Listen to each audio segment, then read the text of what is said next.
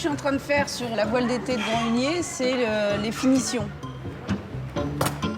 Quand la voile arrive, elle est juste, c'est du tissu assemblé. Hein. Enfin, juste, c'est un sacré boulot, c'est pas ça.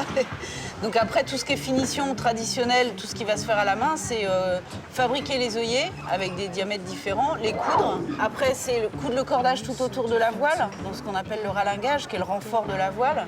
Et puis ce type de finition, qui sont les renforts de maintien de la voile de navigation.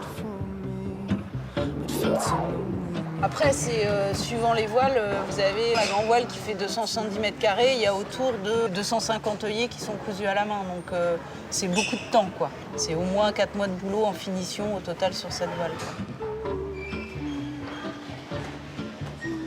Donc il y a Marine qui me rejoint et puis avec qui on va travailler sur toutes les finitions parce qu'on a fait 7 voiles et qu'il en reste 12 à faire. Alors là, je suis en train de coudre des œillets pour les accroches des hamacs des futurs marins sur le bateau de l'Hermione. On commence par construire un airsaut en bout qui va constituer le corps de l'œillet. Donc on va faire un trou au préalable, évidemment. On va venir le positionner sur la toile et coudre tout autour jusqu'à temps qu'il soit complètement recouvert. Donc on va coudre en double avec du fil qui est paraffiné et on a une aiguille triangulaire qui nous permet une meilleure incision du tissu. Et aussi donc, nous avons la pommelle qui est un peu le dé à coudre du voilier quelque part. Donc on retrouve le dé en acier au centre de la paume qui, elle, nous permet de pousser l'aiguille et autour une protection en cuir. Et aussi il y a de la couenne de porc sur le dessus pour que ça soit plus résistant.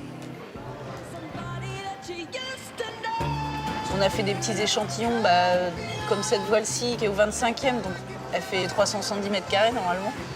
Ça a été l'occasion de pouvoir reprendre toutes les finitions exactement comme elles étaient à l'époque, placer tous ces cordages pour voir comment on pouvait les mettre en place sur la voile réelle. Les œillets qui sont cousus à la main, les fourrages en goudron, tout ça c'est fait exactement de la même manière. C'est quelque chose qu'on avait décrit dans un ouvrage, mais que moi j'avais jamais réalisé, donc ça me permettait de faire un exemple avant de passer à la réalisation sur la voile réelle, quoi.